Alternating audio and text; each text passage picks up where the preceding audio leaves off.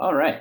Hello, everybody, and welcome to our webinar today that we are calling Streamline Your Approval Processes. Really quick, as we go through this, we do have a lot of content to go over, but as you have questions, feel free to put them in the Q&A panel that we have on the side, and then I'll try and get through them as we're going through, but otherwise we do have some time at the end for some question and answer sessions, so we can address them then. But to very quickly introduce myself and get started. So my name is Colin Schoenfelder. I am the Director of Technology at Macedon Technologies. And relevant to this, one of my responsibilities is to oversee all of the solution development that we do and the solutions that we are going to take to market. And to talk about and really describe exactly how we came about the solution that we're going to be demonstrating today, I think that it's a little bit important to understand the kind of work that we do at Macedon. So at Macedon Technologies, we are software solution providers that really specialize in the digital transformation space and intelligent automation space. Over the course of the time that we've been in business, we've worked with over 100 clients and built over 600 plus engagements and solutions and applications as part of that. And most of the solutions that we have built over that time period have really focused on the Appian low-code platform. And due to the nature of it being a low-code platform, it really allows us to have a very broad set of industries and verticals that we have worked in, and also to build a very broad set of application, even within those different industry verticals. So we really have seen a lot of different types of solutions that we have built. However, it's impossible to go through that many solutions and not start to see a lot of different patterns and just different things that you're going to notice from one project to the next over time. And at Macedon, we are very big on when we see these kinds of patterns, and we see these things that we see it's trends and things that we're repeating doing more than once, of trying to encapsulate those into our own solutions and bringing them to our future engagements so that we can really accelerate that delivery process. Those solutions really take the form of three different main things. We're talking about parts, and that's something that might be completely project agnostic. So it's something like a UI component or a plugin or something like that to extend the platform. Or it might be an accelerator. So that's something which is going to be customized to your specific environment, but we can start from significantly further ahead and really develop this application very quickly to meet your needs. And then finally, when we see things that are repeatable in a lot of different industries, and we really think that we have a good understanding of exactly how we can meet this need, we can build turnkey solutions. And that's something that we can deliver with no additional development needed for our clients, and they can get value from it immediately on day one. The solution that we are going to see today is one of those last types, one of the turnkey solutions. And we're going to go through and walk through a couple of different use cases that we have built out to show you how it can be used in a number of different ways. But often, if you have something which is going to be extendable to exactly what your particular business is, we can use this as an accelerator if we want, by nature of the fact that we're using a low-code platform, and we can really build this to meet your exact need. And we can talk about that a little bit at the end of the presentation as well. But so let's get into one of the main things that we are trying to address here, right? Which is across all of those different 600 applications that we have built, one of the very big themes that we see all the time is just how work is completed. Very often we are talking about something which is some stage of work, some period of time where we are trying to create some sort of collateral, where we are moving something through a business process, or we are building out something which is then going to be some unit of work. At the end of that stage of work where we're creating this, it needs to be reviewed. And that might take the form of like, okay, a manager just needs to come in here and review that this work is complete. They're making suggestions, or some sort of other reviewer, they're making suggestions and they're going to ask us to incorporate that back into our original product. We kind of go through different loops of that, right? So we go through a stage and we go through a review gate, then we go through another stage of work, then we come to another review gate, and we sort of continue on that pattern as we go through, as we build out until we have a final product, which we can take to our customers.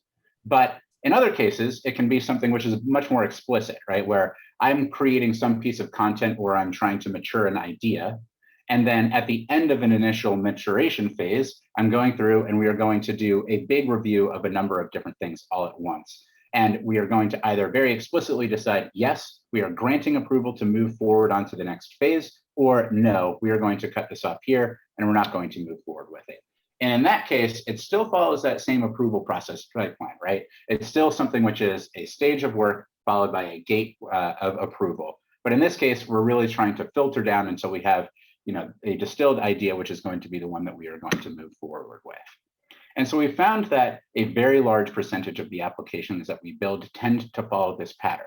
So we wanted to build out a solution which allowed it so that we could very much accelerate the ability for our customers to be able to take advantage of and create those kinds of solution workflows. And the solution that we are calling is Stage and Gate. So Stage and Gate is a solution that provides data, documentation, and communication about your projects, whatever they might be, in one centralized workspace, and then allows a business user to configure process definitions for how you're going to move through those different stages and gates of work in a very flexible manner with a lot of different types of options for how you can configure it. And so the first part of that, the centralized dashboards, the consolidation of data, it really made sense for us to build this on top of the Appian solution because Appian is so capable of being able to aggregate all of those things in one place. That's its core capability, right? So we built this on top of the Appian platform. And then we were trying to figure out, okay, so what are the different types of approval gates that we have seen out in the world? And how can we sort of distill them down or boil them down to exactly the things that are going to allow us to be the most flexible and provide the most amount of solutions? And we landed on 3 different approval types. The first, automatic approval. So that's the most simple case, right? Where it might be that I don't need to have some advanced approval process that I am going through and have a significant check by a managerial user or some other person, but I do have a number of statuses that I'm going to move through, and I want to make sure that I am keeping the correct status of everything as I'm moving through the process. In that case, we don't need any higher approval, but we still want to have this case managed in an effective way, so we have our automatic approval. The next option is sequential approval. So in some cases, we do either want a very explicit, sign off, we're going to move forward with this. And that might be in just one user. I have a manager who is coming in here, they're reviewing this work, they say, yep, it's good, and it can move on to the next stage. Or it might be a number of different people. A couple of different departments need to approve that something is going to happen. And in that way, we can configure a sequential approval, or it needs to move through the list of one or multiple people through an approval process and very explicitly sign off. And then finally, we have the vote-based approval. So that is going to be a scenario where you have a group consensus, which is going to drive something forward. And in that case, we are going to have one big vote, which is going to go through and narrow down our list of different options, and then we can take action off of the end of that vote. Between the combination of those 3 things, we really feel that we can get a lot of different solutions built out within this application. And we're going to demonstrate that with a couple of different things today. So the use cases that we have provided, and I'm about to jump into the demo. The use cases that we are going to showcase today are first a product development use case. So it is taking a product all the way through the development process, and we'll take a look at that in a moment. And the second is going to be a deal desk situation where we have opportunities that are coming into our organization, and we are going to move them through our pipeline process, make sure that we have approval for all the costing and the order form and all of that. Okay. One last little bit of context before we move into the actual live demo is that I just want to do a brief overview of the different roles that we're going to see. So the first role that we are going to see, we're calling the process architect. They are the people that have the ability to create new process definitions or update any of the existing definitions that they have access to. The next is a very important role, the facilitators. So they are going to be the folks that are going to help move the process along. They are going to be responsible for making sure that when we have things like a sequential vote or a vote-based approval, that those are moving through smoothly and that they are taking accountability for the final decisions that are coming out of that and recording them. Next, we have team members. So they are going to be performing the bulk of the work on the actual data collection, right? They're the ones that are in the trenches actually building out those things, communicating, uploading documents. And then finally, when they feel that they are ready to complete a stage, they can move it on to the next, they can nominate it for a gate approval, and then it can go through that way. And lastly, our viewers. These are people that are going to be read-only. It might be somebody who's an executive user who's going to come in and they're just looking for oversight over their organization, or it could be somebody who's just providing feedback, somebody who's just voting or going to give their feedback in an approval cycle, but isn't necessarily going to contribute to the content. All right, and with that context, we're going to jump right into the demo. The first group that we are going to see is our facilitators, and I'm going to switch around my screen sharing a little bit here. And you should now be able to see my screen. So we are logging into an Appian environment, one Appian environment for the entire demo. So the first person that we are logging in is our facilitator. Upon logging in, we are going to present it with a landing dashboard for our product development use case. My facilitator is in charge of facilitating our product development use cases. And so we're going to take a look at all of the different data that we have associated with those products. Up here at the top, we can indicate that, yep, we are indeed looking at our product development use case. And if we wanted to, we can create a new product to enter a new one into our process definition or into our process. Immediately below that, we can see a list of our different key dates and when they are coming up in the pipeline. So we have 5 different items which are coming up on the 30th, and I can drill into that to get a little bit more context on what exactly I have on my plate. In the middle, I can see the different information which is specific to tasks and actions that I have to take. So I have a personal checklist, which right now doesn't have anything on it, or I have different approval tasks, and we'll talk about that in a little bit. Over here on the right, we have just different metrics about the different processes that we have coming through. We can see that we have everything that is currently on track. We can see the different stages that all of the different processes that we currently have through, or products that we currently have going through the process are at. And then finally, at the bottom, we can see a list of all of the products that we currently have filtered down to the ones that are currently in progress. So I can really get a snapshot view of everything that is coming on down the pipeline and get an understanding of where everything is in the process. So let's drill down into one of these individual dashboards. The first one that we're going to take a look at is the application pipeline tool. Looking across the top here, we can see that we are currently in our product workspace for this individual product. We can see that we have a workflow of 5 different stages, each of which are going to have gates between them. So we can see that we're going from ideation through feasibility, regulatory, planning, and costing. Right now, we are on the planning phase. And I can see beneath this all of the different information about this particular product. The overview, explanation of need, a pretty short amount of information here just for demo purposes. We can see any of the different documents that we have uploaded as part of this workflow. We can see the team members and who is actually contributing to this. And we can see any of the pieces of communication and the comments that have been added to this product as we've been moving through this workflow. Up here at the top, we can even drill down into the individual stages to get more context on what has happened in the stages. So I can see when I drill down into this that I have a checklist of items, and I can see what was completed as part of this stage. And I can see what happened in that gate. So I can see that in this case, I had a gate review round, which was approved. In this case, we can see that it was a voting-based approval, and that 2 out of the 3 people decided that they wanted to approve it, and therefore it was moved on to the next stage.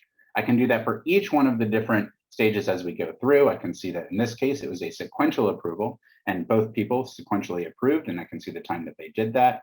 And if I click down into planning, I can see that, okay, right now the stage checklist that I have is for 3 different items, all of which are assigned to Paula Product Dev.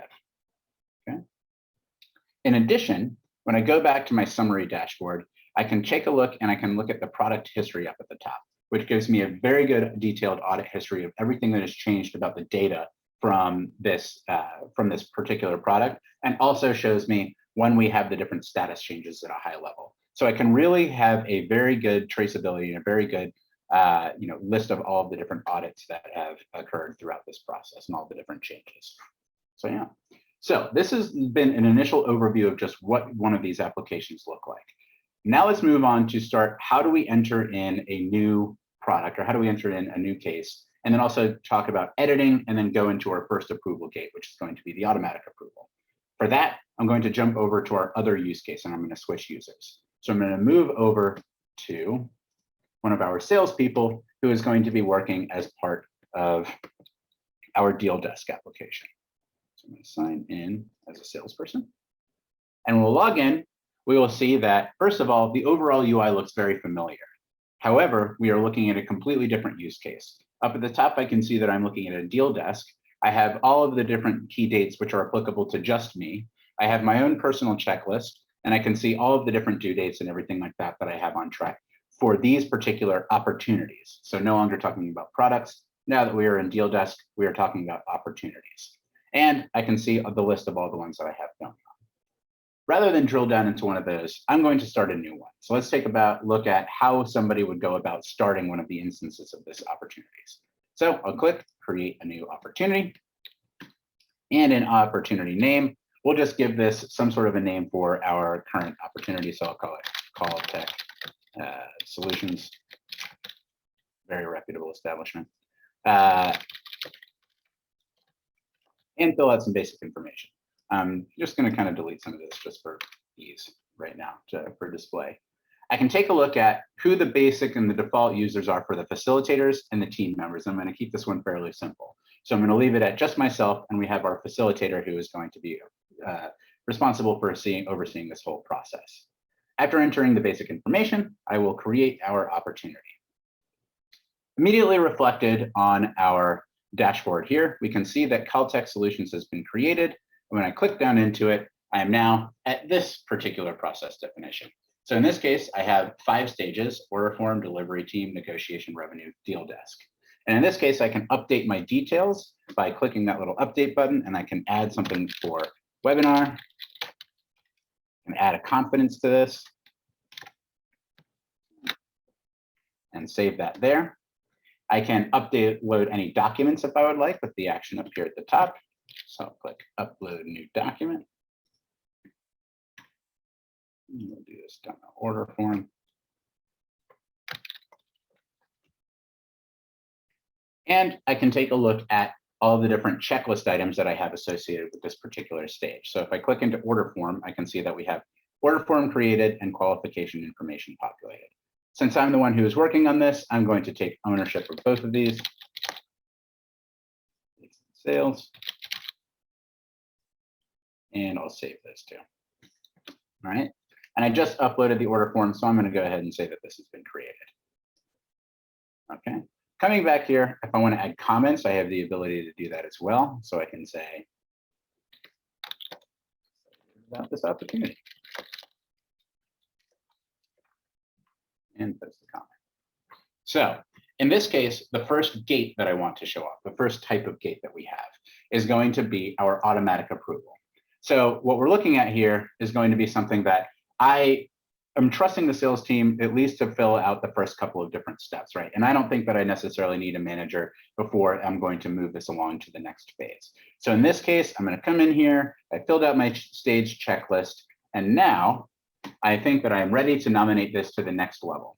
So I can come up here and nominate this for the next gate.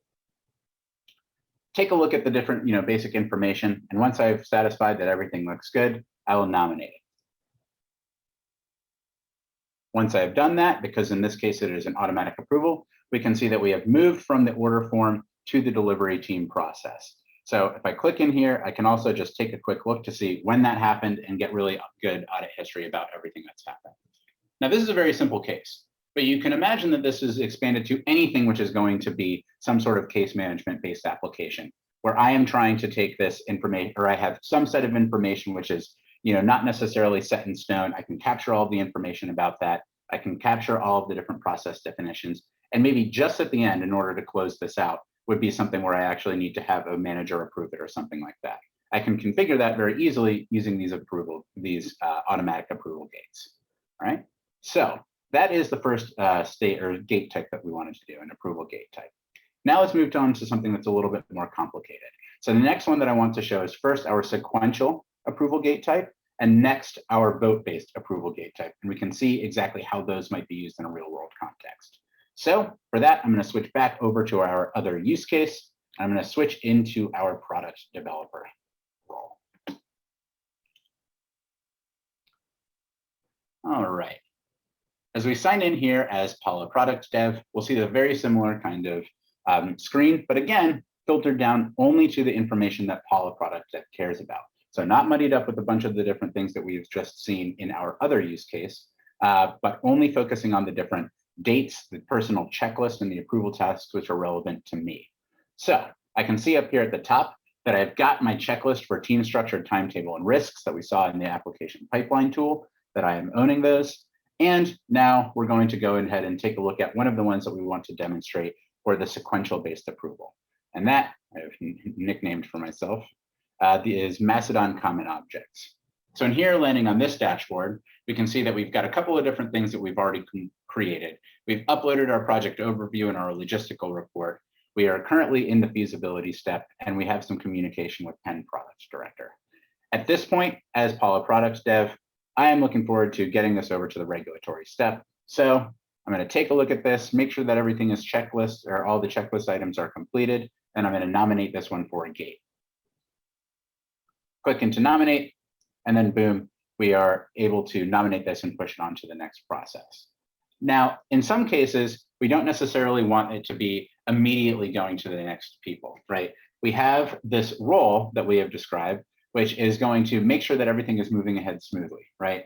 That is going to make sure that people are actually accountable to submitting all of their reviews and make sure that everything looks like it is up to date and ready for it to get pushed off to the next level. And so we're going to switch over to that particular user. But even as Paula product dev, if I come into the feasibility, I can see exactly what the next step is. I can come in here and I can see that the review round is in progress and that I am going to be waiting on an approver from Patty Patent Office and Lawrence Logistics. But let's sign out and sign in as our facilitator again. So again, the facilitator is the person who is responsible for really making sure that all of this stuff is accounted for and moves through the process effectively. And we'll talk about that a little bit more in the vote-based as well. So as our facilitator, I now have a task in my queue to assign approval tasks for Macedon common objects. If I click into this, I can get context based off of the case that I'm going through and the product that we are building. And I can see that this is ready to go and that if I assign approval tasks, they'll be launched off to Patty Patent Office and Lawrence Logistics. All right, I think that everything looks good and I'm ready to release this. So I will assign the approval tasks. Now, harping on that theme again, the facilitator is really responsible for making sure that this goes through the process. And so we want to keep them very up to date with what's happening at any given time. So we have a task assigned to them so they can take constant awareness of exactly what's happening and where people are in their approval process. We can see right now that nobody has taken any action yet, and we are waiting on Patty Patent Office to do their first approval review. So I'm going to sign out of our facilitator and log in as our patent officer so that we can figure out, so that we can vote on this particular stage.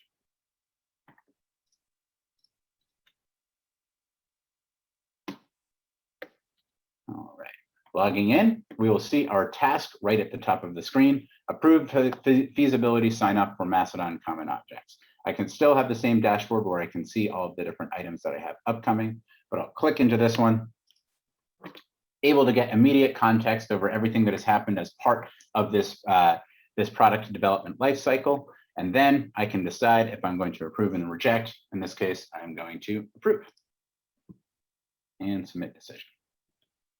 Immediately after I do that, if I would like to go back and take a look at it again, I can go into my feasibility stage and I can say that, yep, indeed, I have approved this and it is moving forward. And now the onus is on Lawrence Logistics to go through his step. So I'll log out of our patent officer and log into our logistics user, Lawrence Logistics, and do a very similar thing.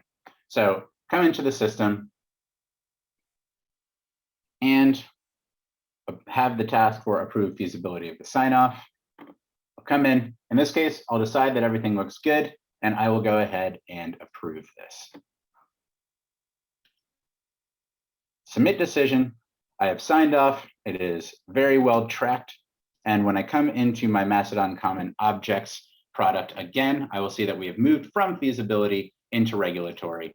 I can see that entire history of everything that happened. And now I can see that in this stage, I have a couple of other different checklist items that I need to complete.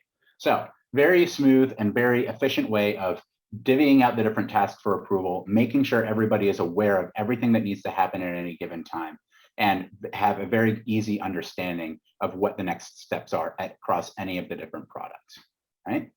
Now, you might be thinking, what happens if one of them gets rejected, right? In this case, we've only shown the happy path. It's moved through nicely. Well, let's take a look at that by means of starting to take a look at our vote-based approval. So I'm going to sign out and sign back in as our product developer.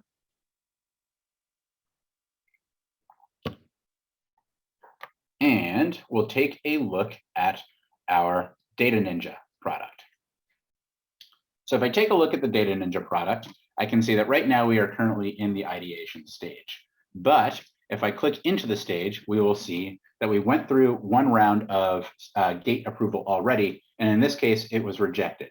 Both Parker, product director, and Penelope, product director, both didn't think that this was ready to go yet, and so they rejected it and gave us some feedback about what we needed to do.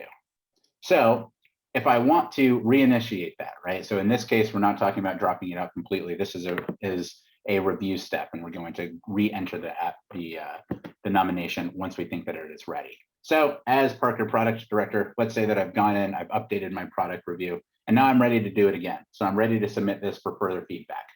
All right. Same thing that I've done on the other ones. Go up and nominate this product for a gate approval. All right. Go in, take a look. Everything looks good to me, and nominate. Now, this one is particularly cool, the vote-based approval, because this really allows us to have this combination of, we are working offline and we are able to do offline approval and offline voting, but also handles the case where, we are in an office and we have a situation where we have some sort of a review board who is moving through a number of these different votes at once. Very common scenario that we have seen in a lot of these kinds of applications. So I'm going to log out now, and I'm going to log back into our facilitator. So in this case, our facilitator may very well know that they are in charge of going through all of these different gate approvals, right? We have a number of different products that we are going to review during one gate meeting. And as we do that, we'll see that everything is moving through and released in an appropriate manner. So we have a situation where everybody is working in a particular space, and then once a presentation has been complete, we are ready to vote on it. So we can come in here and we can see that we're ready to initiate our vote for Data Ninja. So I'll sign into this. I can see that, right, we are ready to go. We have our 3 people that are going to be voting on this particular product. And when the time is right, I am going to release these voting tasks to our users.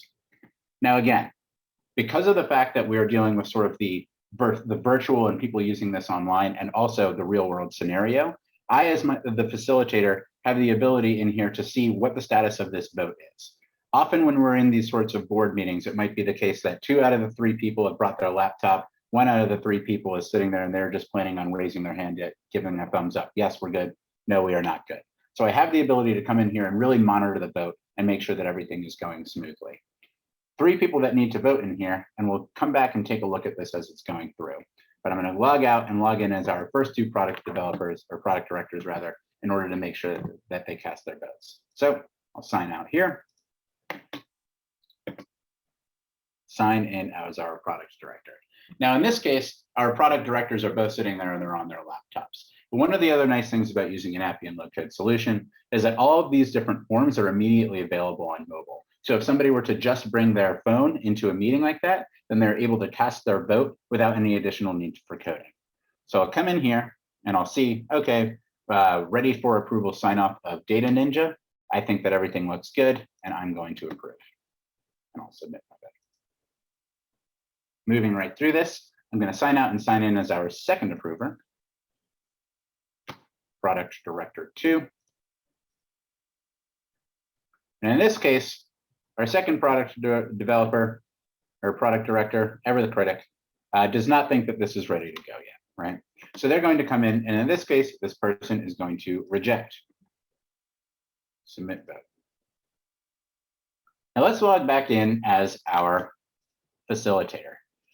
Now, our facilitator will still have this task and they'll still be able to monitor everything that is happening within this voting process. So they can log in, check their task, and see that one of the people, the first product director has approved, second product director has rejected, but Penelope product director, they're in the room, they don't have their laptop, they're just giving a thumbs up or a thumbs down. And in this case, I have the ability to take that feedback and set their vote for them so that I can make sure that everything is very well logged, but I don't have to necessarily be held up because of this meeting situation. Not everybody brought their machines with them. And then finally, because of the fact that this is 2 votes for yes and 1 vote for no, I'm going to say that this is overall approved, and I can submit the decision here.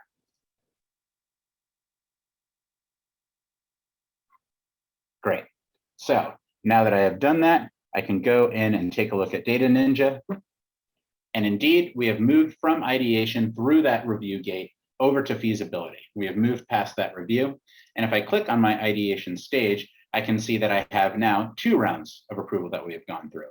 The first round was rejected, but the second round has gone through and we went through and approved it, and it has moved on to the next gate. So I have full traceability and full auditability of everything that has happened as part of this, this case and this product. Now, we've now gone through and shown the 3 different approval types that we have. Combining these different approval types and using them on in our process definitions in a number of different ways can really provide a ton of different options and a ton of different ways that we can build out these applications. And so the next thing that I want to do is switch context and talk about how we build out one of these process definitions and show exactly how easy it is for somebody who is a business user to do so. So I'm going to sign out of our facilitator, and I'm going to sign in and show one of our process architect users. So signing in as our process architect, we'll immediately see that I have a couple of different products that I have, or a couple of different use cases that I have access to as the process architect. So I can switch between those and get understanding of what's happening on each one of them. I also have this new tab at the top for configure.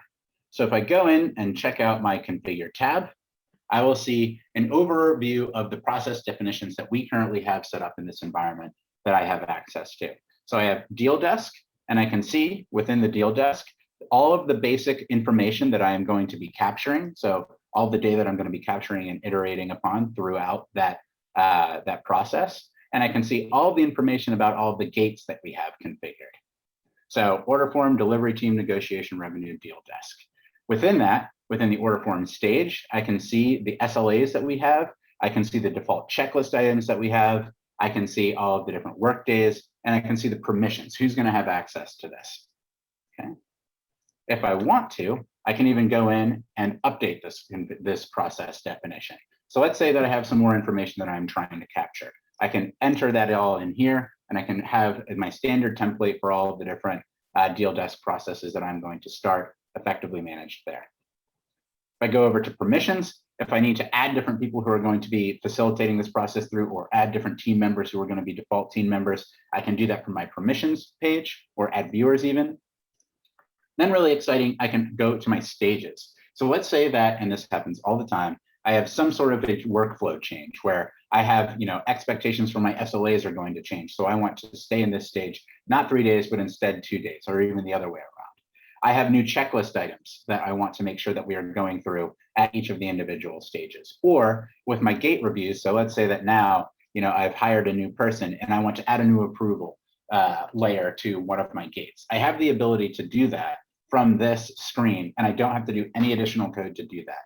And the fact that I have access to 3 different types of approvals, and they are very boiled down to the essentials, makes it so that I can create very, very powerful different process definitions.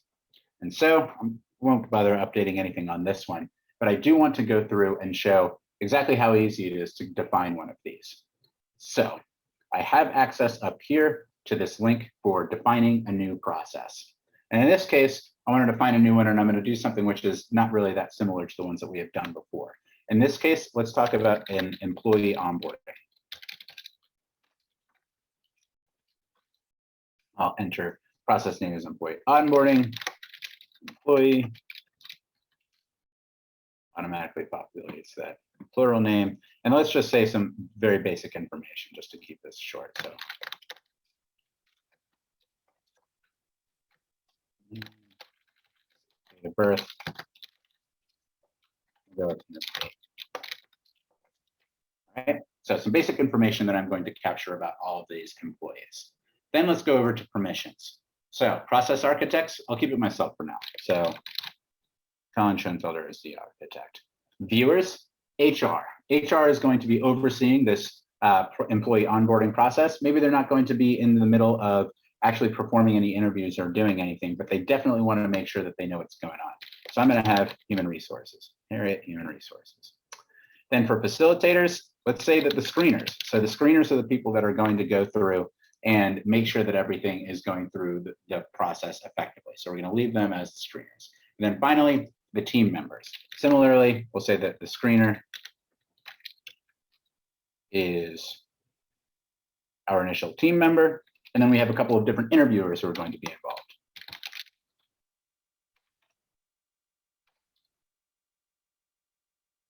Melda,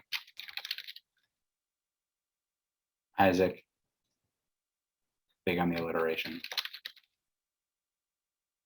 and Isabel. All right. So I've set up the team that is going to be involved in this onboarding process. Now let's go over to the stages. So in this case, let's set up a couple of initial stages. So right here, first thing is we're going to do the initial data gathering and the initial screening. So we'll say data collection. That's our first stage. In this case, we only want to be doing this for a couple of days. We're going to say an SLA of 2. I can give it a nice pretty icon to make it so that it's nice and human readable. And then we'll say our default checklist. In this case, the screener is going to be the person who's going to be doing it. So we'll say they're going to need to capture the resume. Also, they need to just make sure that all the information is populated. So gather information, info. And then in this case, we'll say that they're just going to go through the screening process. But we don't think that, the screener is going to need to have, somebody else approve that they have filled out or uploaded the resume and gathered the employee info. That's something that they're doing all the time. They don't need to worry about having that approved by an external party. So we're going to make this so it's an automatic approval. The next stage that we're going to collect, let's say that this is more of an interview, right? So this is group interview. Give it a nice icon. Group. Default checklist, we'll just say that we're going to schedule the interview time. And then we'll say that this one is going to be a vote-based approval. So I have 3 different interviewers that are going to be as part of this process. Melda, Isaac, and Isabel, right? And in this case, we're going to have a vote-based gate. So really what we have set up here is we have an initial data collection set, and then we have a point where we're scheduling the interview and then have an interview process already built out, and I haven't had to do anything. You can imagine, and I won't go through this whole process here, but you can imagine I can add additional steps or stages and gates for doing multiple rounds of interviews if I wanted to, through to the whole offer process and going through and making sure that everybody has gone through training and that the rest of the onboarding process as we're going to come in. But for now, let's just say that we're going to go over to review, take a look at the state or the process definition that we've just created and save, and boom. I've now created a completely new process definition and I have a completely ready-made workflow that I am able to follow and then change as the future goes by. So now go in and log in as that person that I just configured to be the screener. So I'll log out of this and log in as our screener.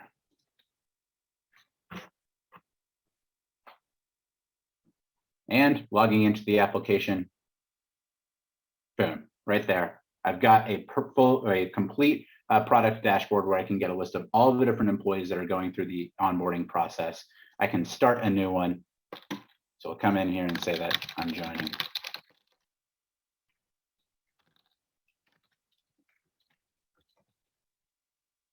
Create employee, and I have a workspace that I can use to capture all the information about them, figure out everything about where they are in the process, have all the different interviewers immediately be able to get context on to what's going on, and HR is going to be able to have total visibility into everything that has happened. So hopefully I proved the point that with those different kinds of approval gates and this kind of a setup that we are able to create a very, very, very detailed set of different applications that we are able to create with this. And it's definitely very exciting for us. However, what we've been looking at right now is something which is that turnkey solution, right? This can be used on day one. I think that, we've kind of gone through how we could do that. But you might be thinking to yourself, and I'll kind of go back to our administrator user. You may be thinking to yourself, well, what if I already have data that I want to try and use with this system? I really like the idea of being able to set up and configure these different approval steps that I have, but I'm storing my data already about these business objects in some other place. I don't want to have to recreate that and create another pillar of information? Or what if when I look into one of these, the data that I'm using for, let's go into our product development. So the data that I'm using, I want to be able to report on that a little bit more granularly. Right now, I'm putting all of this information into something which really can meet the need if in a simple case. But if I want to report off of, what are all of the different, sensitivities that we have across all of our different projects, how am I going to capture that here, right? Well, the good news is that first, through the power of, the Appian low-code platform, and second, the fact that we have built this very specifically so that it can be extensible. We can take all of the data that we are using here and swap this out with something that is going to be able to integrate and pull data from your systems and just view that in this, this form that we have going right here. And in that way, we can sort of use this, which is a turnkey solution, more in the form of an accelerator and make sure that it's matching your use cases perfectly. Additionally, if we had other things that you needed to do, like, okay, well, based off of this particular type of data point that we are capturing here, maybe we can skip the feasibility and go straight to regulatory. Other sorts of business rules, right? This is made to be very easily extensible so that we can adapt to those different kinds of custom business cases and really meet the needs of your application with a very small amount of coding and get really to market and get value out of it very quickly. So hopefully that you're as excited about this as we are now. And you might also be thinking, I don't know exactly how I'm going to do this, right? We have something which is relatively offline in our process at the moment. So how are we going to go and take this and actually form our existing process into something which follows a stage and gate pattern? Or what are the things that we're going to need to do in order to try and get our data into this process? Or even, this is just sparking my interest in just sort of like process workflow more generally and gave me other ideas. Well, the good news is just by attending this webinar today, you have now access to our workflow performance assessment, where exactly what we're going to go through and do is try and work with you to figure out exactly what your as-is process is, how you're doing your work now, and then we can try and brainstorm with you all for free. This is how we can try and put this into a to-be process, how we can get immediate value out of something like a stage and gate, or even take a look at any of your other processes that you have going on. So by being here at the webinar, you can access that right now. So it's definitely a very exciting thing for us to do. So I've talked for a lot of time here. So I'm going to kind of come back to our main presentation and give us a time for a couple of questions.